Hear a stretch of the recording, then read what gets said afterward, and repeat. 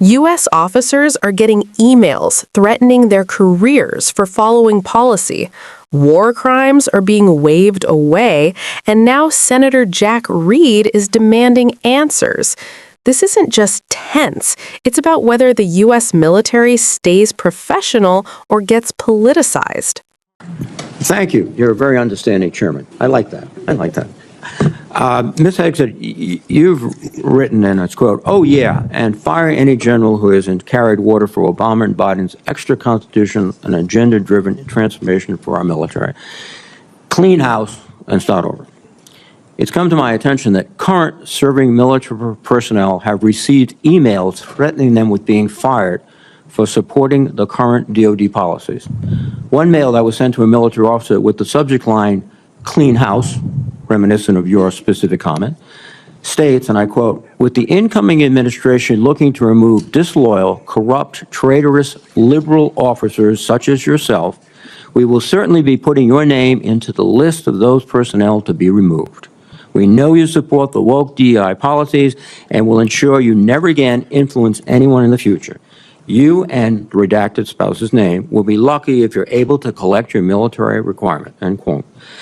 Now, I want to remind everyone that these policies that are being referred to date back decades, to the 1940s and 50s, with respect to racial discrimination particularly, and administrations of both parties, including the Trump administration and their first party, caused those policies to be enforced.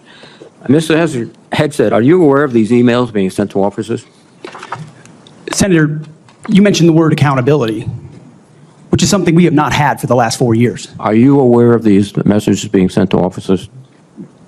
Certainly I'm not aware of that. It's not one of my efforts, but there's been no accountability for the disaster of the withdrawal in Afghanistan, and that's precisely why we're here today. Excuse me. Is that leadership has been unwilling to take accountability. It's the time to restore that to our most senior ranks. You have written publicly that DI policy is a distraction and have military personnel walking on eggshells. Do you believe that emails like that are essentially threatening both a serving officer and a spouse and claiming that they'll lose their pension will have a distraction and detract from the lethality? Senator, you mentioned the 40s and 50s, and you're precisely right. The military was a forerunner in courageous racial integration in ways no other institutions were willing to do. I served with men and women of all backgrounds because of the courage of people decades and decades ago. Incredibly important. However, the DEI policies of today are not the same as what happened back then. They're dividing troops inside formations, causing commanders to walk on eggshells, not putting meritocracy first. That's the indictment that's made by those serving right now. Excuse me. And why we're having this conversation. All of your public comments don't talk about meritocracy. They talk about liberal democratic efforts that are destroying the military, that those people are our enemies. That's not meritocracy.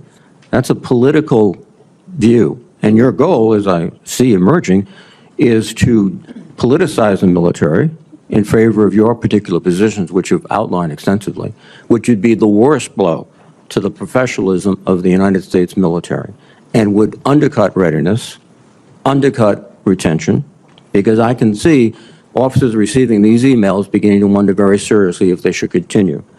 Let me change subject for a moment here.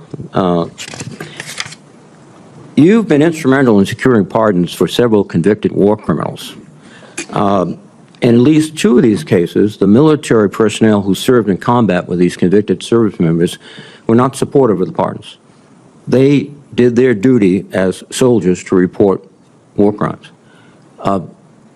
Your definition of lethality seems to embrace those people who do commit war crimes, rather than those who stand up and say, this is not right. So what's the response to your service members who personally witnessed these and courageously reported them to their superiors? Senator, as someone who's led men in combat directly and had to make very difficult decisions, I've thought very deeply about the balance between legality and lethality, ensuring that the men and women on the front lines have the opportunity to destroy with and close the enemy, and that lawyers aren't the ones getting in the way. I'm not talking about disavowing the laws of war or the Geneva Conventions or the Uniform Code of Military Justice. Sir, I'm talking about restrictive rules of engagement that these men and women behind me understand they've lived with on the battlefield, which has made it more difficult to defeat our enemies. In many of the cases you're talking about in particular, sir, there was evidence withheld. There was prosecutorial misconduct. And as someone who looks case by case and defaults to the warfighter, to the men and women with dust on their boots, not the second guessers in air-conditioned offices in Washington, D.C. Excuse me. I look case by case and was proud to work with President Trump to understand those cases and ensure that our warriors are always looked out for. Those cases were adjudicated by who? People in Washington or fellow non-commissioned officers who had also served, sacrificed, and believed in the ethic of the military? Who were the court-martial? Senator, in multiple cases, they were actually acquitted, but some charges cases, lingered. yes, regardless of where those convening authorities were, yes, sir. Some were, but others were convicted, and you asked for pardon. That's the only reason you asked for pardon, because they were convicted. But the other factor, too, is you've already disparaged in writing the Geneva Convention, the rules of law, all of these things. How will you be able to effectively lead a military in which one of the principal elements is discipline, respect for lawful authority? You have made statements to your platoon after being briefed by a JAG officer. Well, by the way, would you explain what a JAG off is? I don't think I need to, sir, Why not? because the men and women watching understand. Well, perhaps some of my colleagues don't understand. It would be a JAG officer who puts his or her own priorities in front of the warfighters. Their promotions, their medals, in front of having the backs of those who are making the tough calls on the front lines.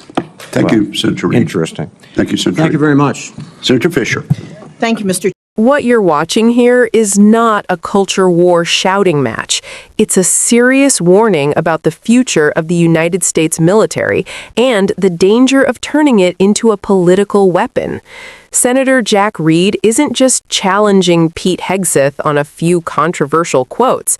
He's putting his finger on something much bigger, whether discipline, law, and professionalism still matter more than ideology and loyalty tests. Reed starts with something deeply disturbing.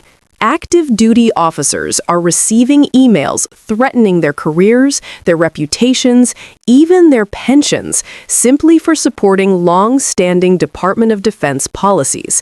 The language of those messages echoes Hegseth's own clean house rhetoric, and it's hard to miss what that implies.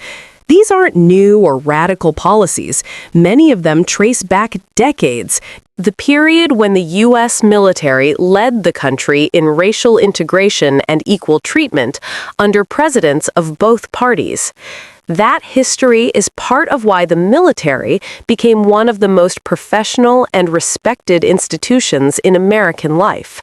Reed's concern is simple and serious. When officers are told they could be purged for being liberal or woke, that's not about merit. That's about politics. And when people start wondering whether following lawful policy will get them targeted, that doesn't make the military stronger. It makes it more fearful, more divided, and less focused on its actual mission. Hegseth tries to reframe this around lethality and meritocracy, arguing that today's DEI policies divide troops and make commanders walk on eggshells. But Reed points out the contradiction. Hegseth's own public statements don't sound like neutral arguments for merit. They sound like partisan attacks aimed at labeling one side of American politics as the enemy. That's the line Reed is drawing. Once you start defining parts of your own military as ideological opponents, you're no longer protecting professionalism, you're undermining it. Then the conversation turns to war crimes, and it gets even more serious. Reed brings up Hegseth's role in pushing for pardons for convicted war criminals, including cases where fellow service members reported abuses because they believed in the rules and the ethic of the military. That's not weakness. That's exactly what a professional military depends on. Soldiers who understand that discipline, lawful orders, and the laws of war are what separate a respected armed force from a gang with weapons.